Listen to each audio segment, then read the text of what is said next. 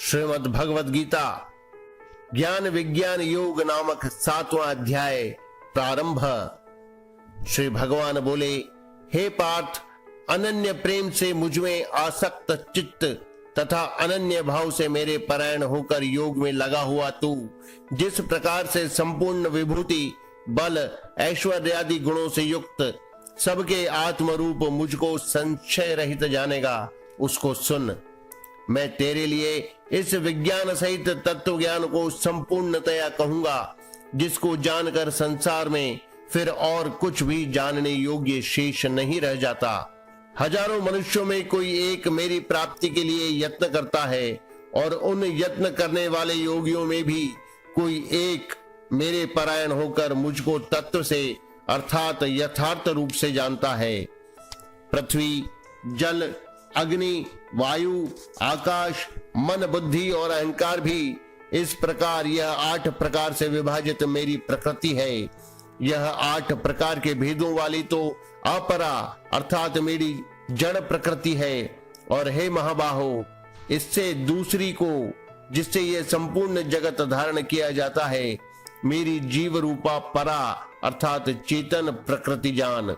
हे अर्जुन, तू ऐसा समझ कि संपूर्ण भूत इन दोनों प्रकृतियों से ही उत्पन्न होने वाले हैं, और मैं संपूर्ण जगत का प्रभव तथा प्रलय हूं अर्थात संपूर्ण जगत का मूल कारण हूं। हे धनंजय, मुझसे भिन्न दूसरा कोई भी परम कारण नहीं है। यह संपूर्ण जगत सूत्र में सूत्र के मणियों के सदृश मुझ में गुंथा हुआ है। हे अर्जुन, मैं जल में रस हूं, चंद्रमा और सूर्य में प्रकाश हूं, संपूर्ण वेदों में ओंकार हूं, आकाश में शब्द और पुरुषों में पुरुषत्व हूं। मैं पृथ्वी में पवित्र गंध और अग्नि में तेज हूं तथा संपूर्ण भूतों में उनका जीवन हूं और तपस्वियों में तप हूं।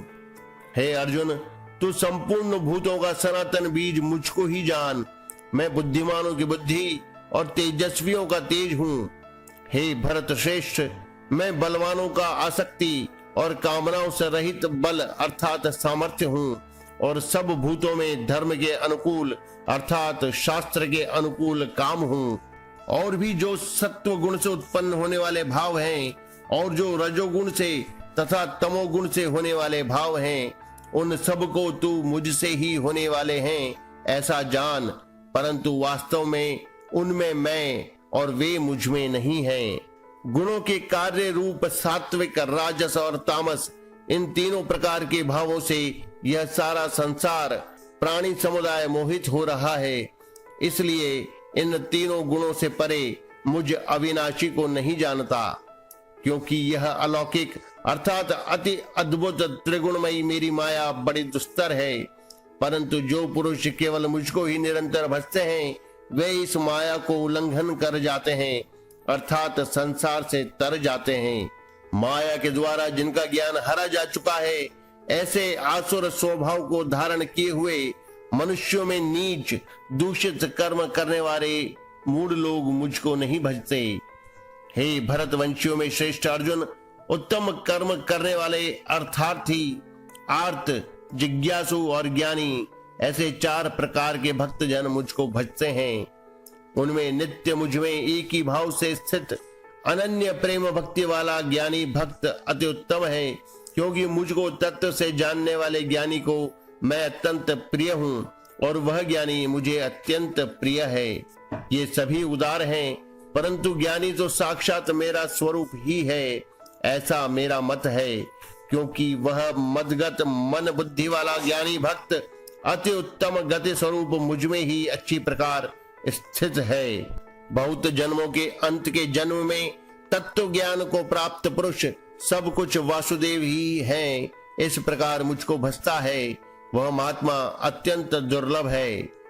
उन भोगों की कामना द्वारा जिनका ज्ञान हरा जा चुका है, वे लोग अपने स्वभाव से प्रेरित होकर उस नियम को धारण करके अन्य देवताओं को भजते हैं अर्थात पूजते हैं।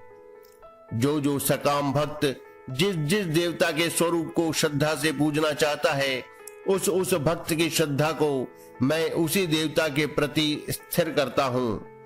वह पुरुष उस श्रद्धा से युक्त होकर उस देवता का पूजन करता है और उस देवता से मेरे द्वारा ही विधान किए हुए उन इच्छित भोगों को निस्संदेह प्राप्त करता है।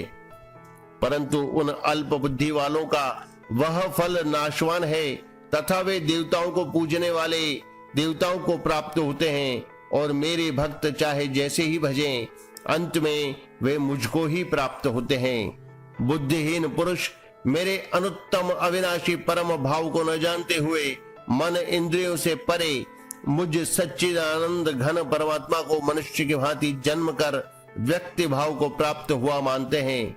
अपनी योग माया से छिपा हुआ मैं सबके प्रत्यक्ष नहीं होता, इसलिए यह अज्ञानी जन समुदाय मुझ जन्म रहित अविनाशी परमेश्वर को नहीं जानता, अर्थात मुझको जन्मने मरने वाला समझता है। हे अर्जुन, पूर्व में व्यतीत हुए और वर्तमान में स्थित तथा आगे होने वाले सब भूतों को मैं जानता हूँ, परंतु मुझको कोई भी श्रद्धा भक्ति रहित पुरुष नहीं जानता। हे भरतवंशी अर्जुन, संसार में इच्छा और द्वेष से उत्पन्न सुख दुख आदि द्वंद्व रूप मोह से संपूर्ण प्राणी अत्यंत अज्ञता को प्राप्त हो रहे हैं, परंतु निष्काम भाव से श्रेष्ठ कर्मों का आचरण करने वाले जिन पुरुषों का पाप नष्ट हो गया है, वे राग द्वेष जनित द्वंद्व रूप मोह से मुक्त दृढ़ निश्चयी भक्त मुझको सब प्रकार से भजते हैं। जो मेरे शरण होकर जरा और मरण से छूटने के लिए यत्न करते हैं, वे पुरुष उस ब्रह्मा को, संपूर्ण अध्यात्म को, संपूर्ण कर्म को जानते हैं।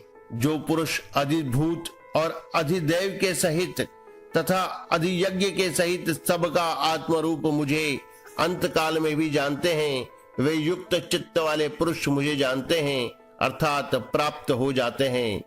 अथ सप्तम अध्याय समाप्तः।